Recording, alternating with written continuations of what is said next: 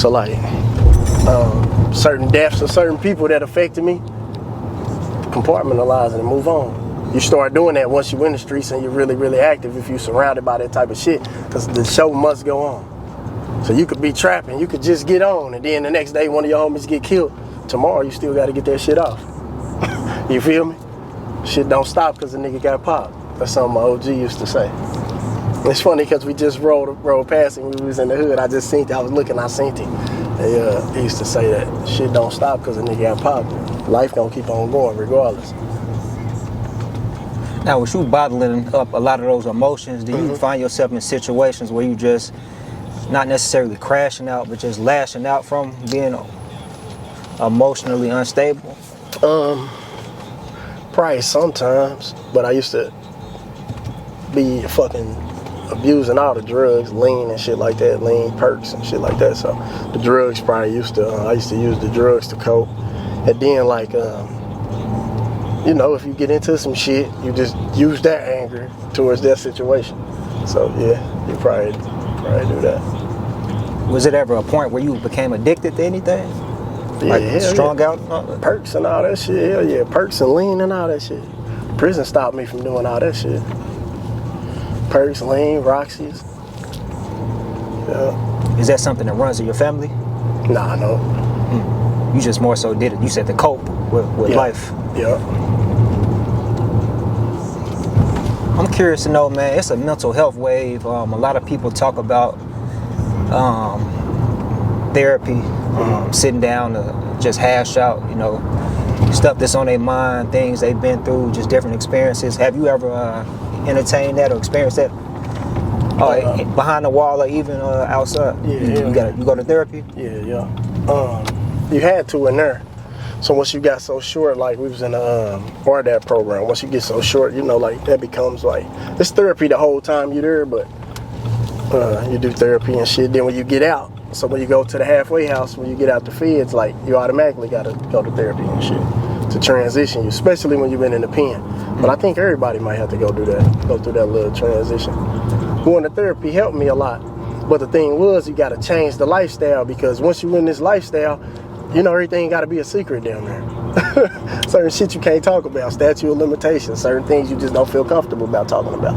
But once you change your lifestyle and you're not living that life no more, feel me? You can talk about all the past shit that happened in the past. Man, where we at right now, bro? We downtown right now. This downtown Indianapolis. Downtown. Right here by the baseball field. That's the baseball field right there. Okay. That's probably where they headed to. Yeah, this is downtown Indianapolis, right here by the JW. Man. Yeah, we outside. So downtown, as a kid, when you growing up as a teenager, you'll come downtown a lot because the mall was down here. Like the Circle Center Mall, that's where all the kids from all over town to come, like, you know, when you're teenagers. So probably like from ages 12 to 17, you feel me? You'll come down here and go to the mall, hang out, and get the other girls and stuff like that. That's the Game Bridge field house right there. That's where the Pacers play.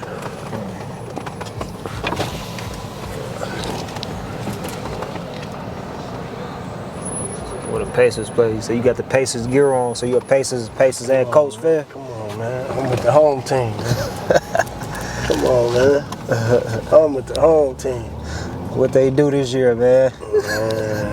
I'm with the home team, man. Regardless. I'm 317, regardless. For sure. Feel me? Till the world blow. Did you ever have any sports dreams? Yeah. Coming up? Yeah. When I was a little kid, I used to play football. I used to love football. Then, you feel me? Started being around grandma. It was over. Time to get some cheese. Yeah. It was funny. I was just discussing that with a girl. She was watching the game, and she asked me like why I like stuff like that. And I was just speaking to her about how it's just an hour out of my day where I could be doing something else that could be making me some money or trying to better my situation. And then after a while, I just automatically thought like that. So I didn't even like watching sports and shit like that. I'm like, it's better shit to do. That shit seemed like it just, I don't know, it's weird.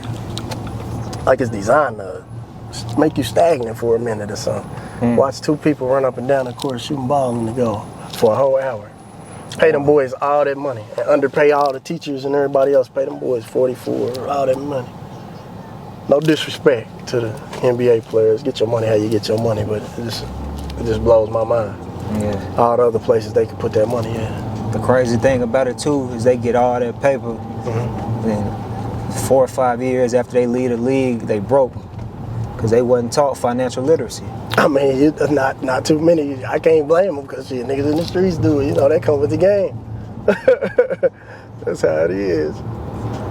At this day and point in your life, I know you talked about having multiple businesses and ways that you make money, but you still like bump your head and learning. Do you feel like you good with money nowadays? Yeah, I'm better than when I started. Yeah, hell yeah, I'm better with money. No, for sure. I used to be like a clothing fanatic. So if I would have got out and been how I used to be, wouldn't be no rapping. All the money would be getting spent on motherfucking Giuseppe's and all that shit that they wear nowadays. You know, that shit be expensive. Louis Vuitton and all that shit. Damn, I should have went this way. So you got your own clothing brand. Yeah. So like, I'm grateful. I'm grateful for the things that I learned. Cause bro, that'd be a lot of money them boys be spending on that material shit. You still into the kicks though? You still into the shoes? I mean, like sneakers. Not designer. I really the ones I buy Forces. So majority of the time when I'm moving anywhere, you're gonna see me in Forces. I can put them on with anything. Yeah. I probably about 40 per of them in the last 2 months. I love Forces, but not like I used to be. I used to be a fanatic for that shit.